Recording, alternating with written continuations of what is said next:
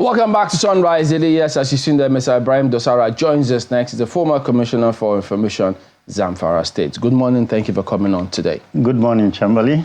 And good morning, Kelly. It is Democracy Day. Nice meeting you. Yeah, so I'm going to have to start on that note. So for you, 25 years of this unbroken democracy, you've served in government and you've heard the narrative that people have of government. They think it's us and them. So to a lot of people, the way government thinks, completely different from the reality on ground in many instances. So having been there previously and considering where you are now, how would you say, what will be your impression of our democracy 25 years on? Well, to be precise, Nigeria has gone through the 25 years of unbroken democracy. Is an achievement. And for the fact that the people in power have been making their efforts to ensure that they provide the dividends of democracy to the people, and the people are enduring, it is also a welcome development. So my impression is that we are making it, but we still need to do more to ensure that the democracy is made available or rather comfortable to everybody. What would you say to the school of thought that thinks that there might just be a fundamental challenge with the notion or impression about, quote, dividend of democracy, because they think those political class tend to restrict or streamline it to just some, quote, material things, so to speak, rather than some very intangible things about freedom of expression, access, ensuring that all of those processes, people, free market economy, as the organic platform is currently taking into account. Some fundamentals are not taken for granted. The way the leaders relate to the people, ensuring that themselves being accountable to the people. These are all intangibles of democracy. Well, of course, I agree with that fact. But the fundamental issue with Nigerian democracy is lack of orientation. You see, basically, the leaders, the electorates, all have no basic orientation of what democracy is. Democracy should be a system where both the leaders and those being led are enjoying the atmosphere. But unfortunately, because in Nigeria we don't have that orientation, sometimes the led, those who are being governed, are denied their fundamental rights.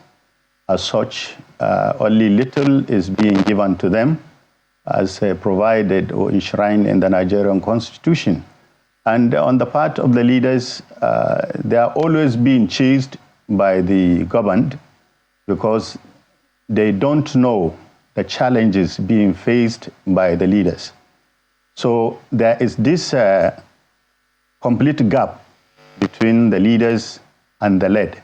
And it all happened because there is no orientation for all the classes. And this is the basic fact. Democracy in itself, it's not a strange, like we heard the president say today, it's not strange. And it has to be something that is a way of life for all of us. You've been here longer than us. You've been around longer than both of us have. Yes.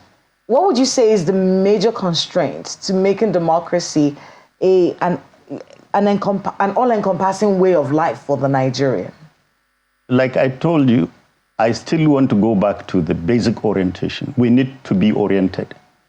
Leaders ought to know that they should lead in accordance with the oath they have taken, and they should fear God and to make sure that they are there to better the lives of those they are leading. So on that note, people whose lives are supposed to be bettered, we've had years of, in fact, the way some newspapers are putting it from, they said hope betrayed at 31.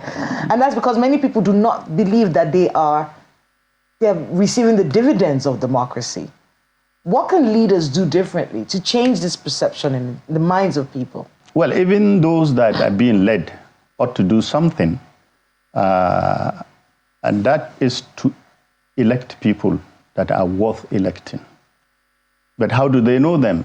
And this is where the leaders come in to give the basic orientation of the kind of leaders the electorate should vote in power so that they protect their interests. It's not just about we vote anybody we want, or you use money to buy power. When you use money to buy power, honestly, you can't do what the Constitution requires you to do. So you have to make sure that you give the basic orientation to the electorate to vote those that have the quality, have the sincerity, have the honesty, have the fear of God in leading them. That takes us to the states in terms of how they've performed so far, because democracy states have a huge role. You know, we'll talk about the federating units, their responsibility to the center, to the people above all else. Much as we talk about the state assemblies, whether or not they've had any impact whatsoever. But in Zamfara state, security is a big thing. And many, for those who are watching from a distance, can't seem to understand why that is still a huge challenge. We had the governor the other day about how he's grappling with scenarios right there. What can you say about why Zamfara is still experiencing the kind of security challenges they face today? Well, I had the governor. I watched him live when he was doing the interview. But I'm sorry to say His Excellency has not been fair to the system, has not been fair to the people who watched him, because he didn't say the truth. Basically, the problem with Zamfara State insecurity can be viewed in terms of two factors. One is the economic factor. The other one is the political factor. The economic factor comprises of those whose interests in the economy are being protected, and they will never allow the security challenges to be tackled because they get their economic benefits from that, including mining, including those conflict entrepreneurs who buy and sell weapons, those who sell the necessities of the bandits, are all making the economic factor. The political factor is that the Zamfara State political gladiators refuse to team up as an entity to protect the interests of the people of Zamfara State. And this is what constitutes the political aspect. Okay. So almost all the gladiators are after their own interests, not the interests of the state. When you say... And this is exactly what is happening, and this is why the insecurity challenges in Zamfara State continue. So you say that he didn't say the truth to those who watched him. Of course. Does that mean that he didn't also say the truth about him meeting the president and then the president giving directive, or that when the security agencies are executing some of these things and then they stop at a certain point? Nothing true about those? You see, as a governor, when you have one-on-one discussion with the president, especially on issues regarding security, I mean, it will be highly insensitive for somebody to come on media to start discussing what he discussed with the president. He has not been fair to the president. And two, he said... So is it about being fair or being truthful now? You see, they are all. They are all. He said there is no political will. Listen, Chamberlain. He said there is no political will on whose part? Security. He campaigned. He specifically, no. He said that is it. There is no. He said. I'm talking security, about. I'm talking about security. Mm-hmm. He said because in 2 weeks' time. It wasn't on the president. He said security agents. Hold on, Mr. Dusaya. Hold on, sir.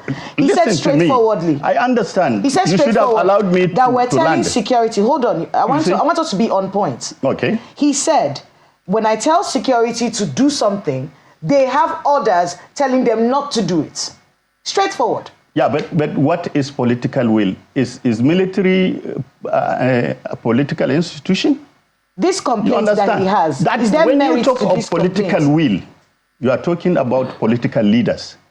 And then when he was campaigning, he told the people of Zamfara State that within 2 weeks, he will finish the insecurity in Zamfara State. I think the point that Kalkila is raising, there are two different things. Hold on, sir. There are two different things. I know, but so, allow me, please. No, you will. To me. We invited you here because we will allow you. Yeah. So just let the question come in. You respond to the question. Okay, ask me the question. She's talking about, the governor said, security. He was specific about security. Campaigns are over. So he did come here to say, look, security agencies stop at a certain point and they need to proceed further. Is that not true? What's wrong with what he said? You see, when I'm saying he shouldn't have used political will because he is the governor. He promised the people when he was campaigning that if they elected him into power within 2 weeks, I have the clip. He had an interview with the BBC. He will tackle the insecurity within 2 weeks. Now it is 12 months over. Yes. And he is now saying there is no political will in dealing with the insecurity on whose part? On part of security agencies. That's what he said. Are they political institutions? He said they are receiving orders. He is the governor. They are receiving orders, stopping them from doing what he is asking them to do. He says, we have mapped out this state. We said the terrorists are here, here, here, here, here. When I tell them to do it, they don't do it. But who is stopping them, Mr. Dosara? But who should lead them? He wasn't staying in He's specific too. He said that security agents don't take instructions from him. They have their own bosses. So who is stopping them? And why is he asking them to accompany him wherever he's going? Did you see his convoy? Mr. Dogara, these are not the issues. The vehicles that were both... With due respect, let me ask you. When she said that the governor was specific about security, you're saying he made campaign promises. Yeah. They all make campaign promises when they promise. Yeah, but now the thing about that is this. Does the army and the police, do they take, or CDC or NSA or civil defense, do they take directive from governors in this country? It all depends on yes your working relationship. No. It all depends on your working relationship. In what circumstance? Hold on. In what circumstance can the army... governor in Zamfara Just a minute. In what circumstance can the army take directive from governors? Tell us. See, what I'm saying is that he wasn't the first governor in Zamfara State. They are governors, and they worked with this military. You said it depends on the circumstance. And I'm asking, in what circumstance does the army take directive from governors in this country? He is the chief security officer in the state. And he has been given the mandate by the Nigerian constitution That's not the question I asked. to lead. That's not the question I asked. It's the same thing. It's the same thing. You said it depends, and in some circumstances they can. And then I asked you, in what circumstance can or does the army, or has the army ever taken instruction from governors in this country? Protecting the lives and property of the people. At the time when Abdulaziz Yari was governor of Zamfara State, there was insecurity also in Zamfara. Yeah. At the time, was he the one instructing the army on what to do? No, I mean, in some circumstances. No, he wasn't. In some circumstances, he do give directives. To the army? To the army, of course. And the army will take instruction from the governor? Yes, of course. It's not directly you ask I put to you that is not correct. No. The commander-in-chief, the army takes directives from the commander-in-chief, not the governors. That is not correct. Is the commander-in-chief a political entity? That's not the issue. The army, the issue, because he said there is no political will. You'll be misleading the viewers. I'm not misleading the viewers. The army does not take instruction from governors. They don't. The army takes instruction from the commander-in-chief. He is the one who is commander-in-chief of the armed forces, not the governors. See, if he is not giving them orders, why is he moving with them along? No, you see, that's a different issue. It's not a different issue. No, it's not a different issue. If you don't... Mr. Gara, I think everybody knows this. It's basic. Chamberlain, let's understand. It's basic. The army doesn't take instruction from governors. If you said military or soldiers, police, and other security operatives are not serious, they have lukewarm attitude in tackling insecurity in Zamfara State, why are they being killed? He didn't say that they were lukewarm. He says that they are receiving instructions, stopping them from taking out the instructions I have said. I saw this interview myself. And you know, let's even get to one of the people that he said he has met, because he said, I have met with their bosses to say, look, this is what the situation is.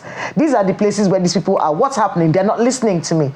They're not taking any instructions. They're telling me that someone is stopping them from making the right decisions, even though we've given them the kind of, help that they need.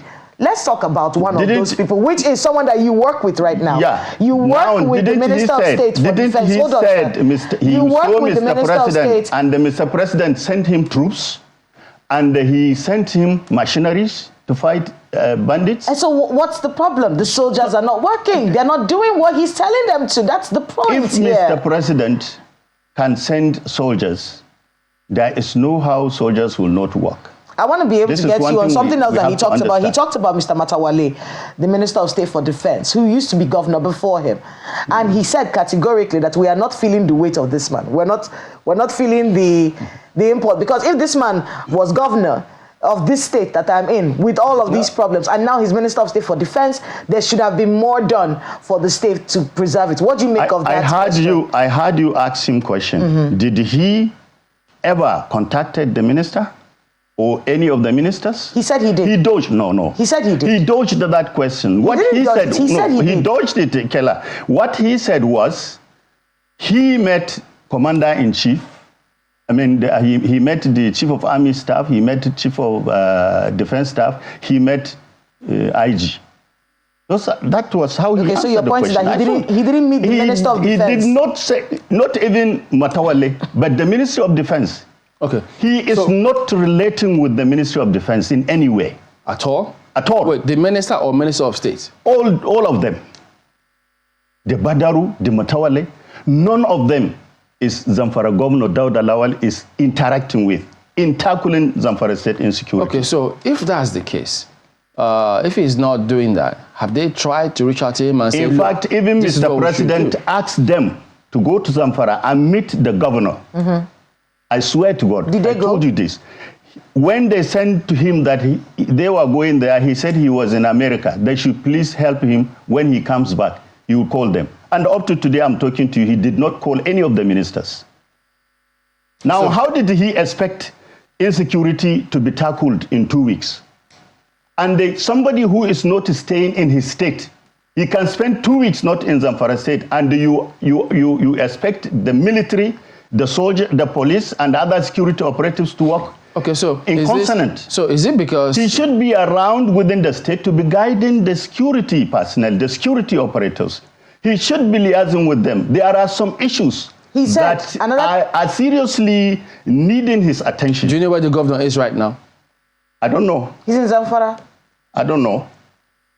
There was something else he talked about, which is the fact that people are negotiating with the bandits in his state behind his back. Are you aware of this? Including his commissioner? I can give you the video of where negotiation is taking place with his commissioner in presence. Which of his commissioner of Zamfara State, one of the cabinet members of Dauda Lawal. Who called the meeting? If you like, I can give you the video. Who called that meeting? Of course. I don't know. But you have the video.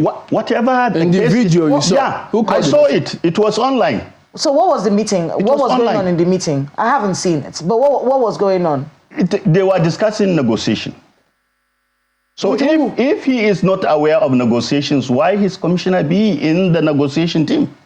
But who are the members of the team? I don't know. Who are the other members? I don't know, honestly. Mr. Dogara, you just said no. Wait. Do you want me to show you the video? You just said now that you've seen the video. I have seen it. His commissioner is part of the negotiating team. Of course. Who are the other members of this team? I can't know them because I don't know them. I'm not in government. Okay. I'm not in their government. My colleague has some questions for you. Yeah. Chamberlain.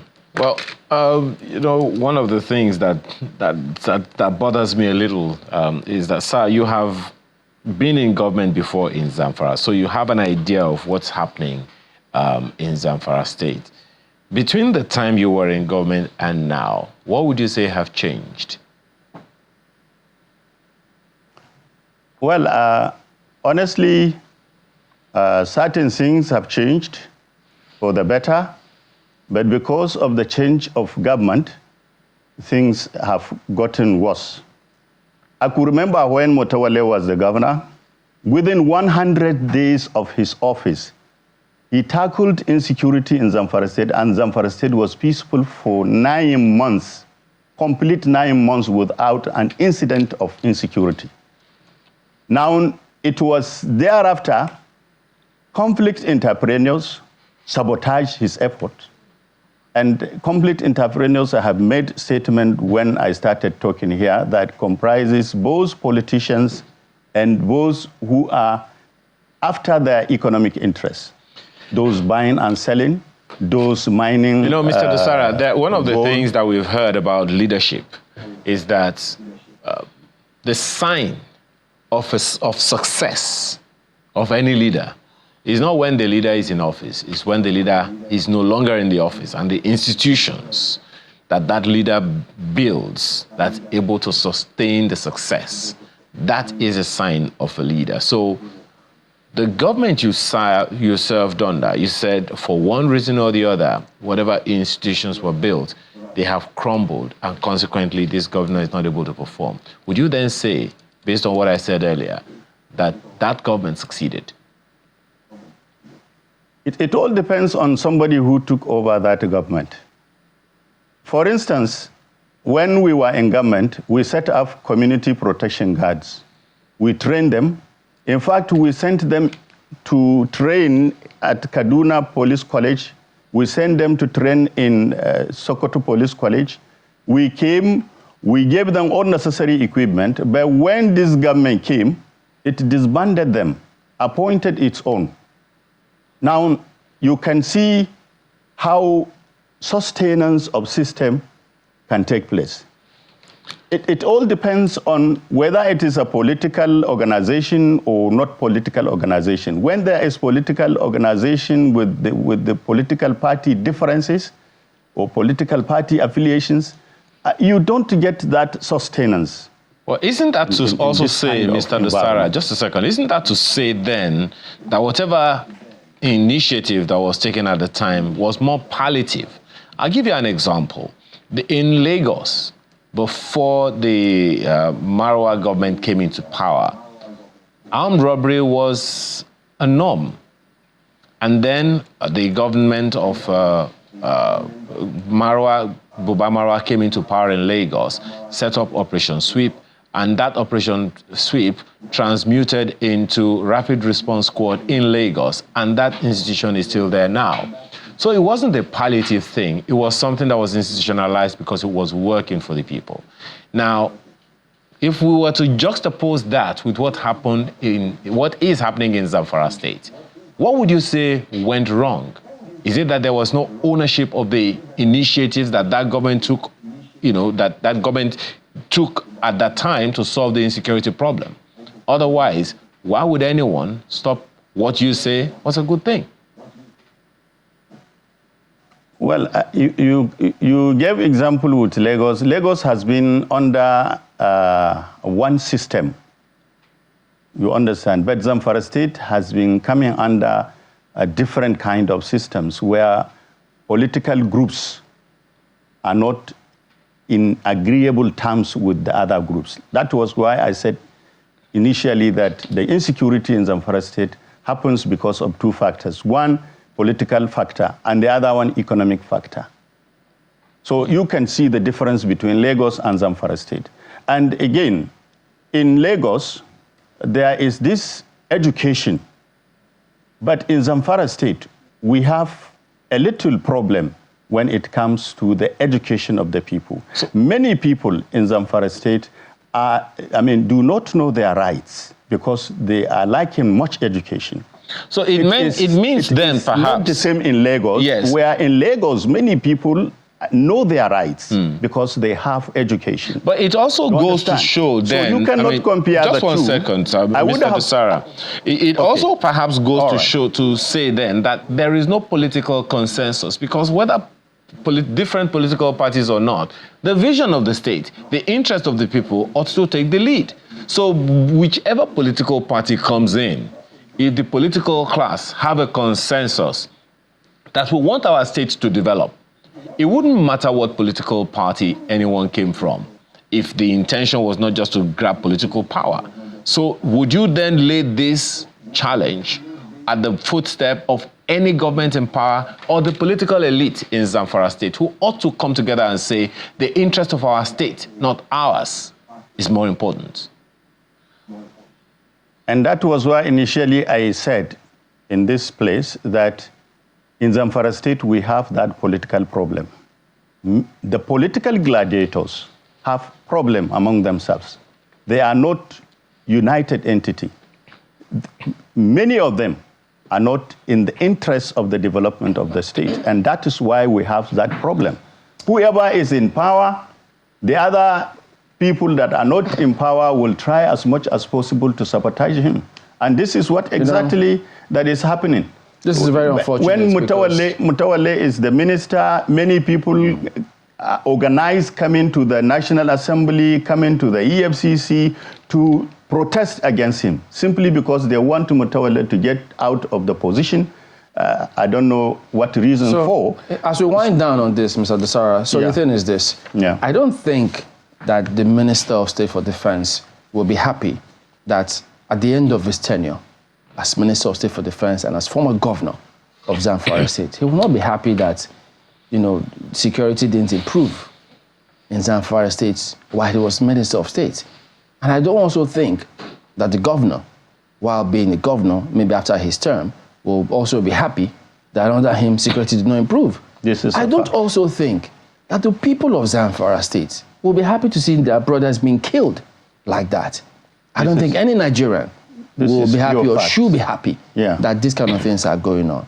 From what we get from you, it comes across as though they don't seem to agree politically, and this is affecting what's going on. And so clearly it will mean that something needs to happen for them to work together.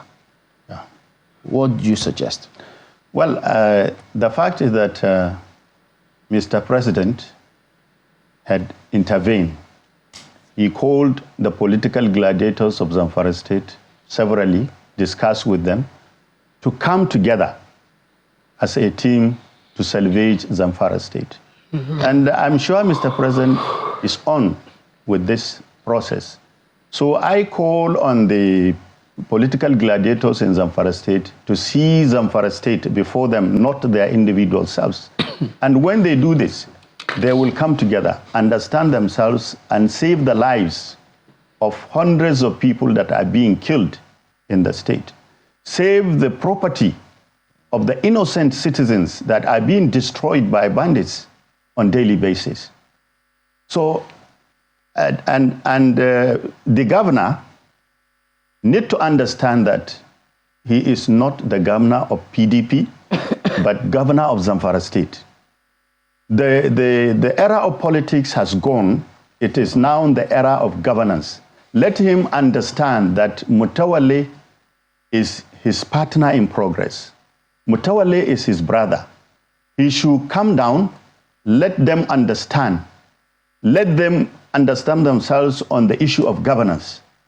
When it comes to their personal life, they should treat it that way. And for Mutawale, he should see Dauda as his brother and take him along. He should follow all means that he could to ensure that Dauda listen to him and they sit down on a table to discuss issues of security in Zamfara State. And when they do this, I think it will all be fine. Former Commissioner for Information Zamfara State, we thank you for coming on, and we do hope that everyone will put their hands on deck to make sure that there is security of lives and property in Zamfara, in Niger, in any part of this country, because what affects one particular part of the country affects everybody, because that is the information that investors will get from outside to dissuade them from investing in the country, which will affect the economy in the long run. So we all need to ensure that there is peace and prosperity for the country. Well, that is the show today. We do thank you all for watching. We'll see you next time. I'm Chamberlain Uso. Goodbye. Have a beautiful democracy day and remember to cherish it. I'm Kayla Magwa. And I'm Ayo Makine. Have a beautiful day.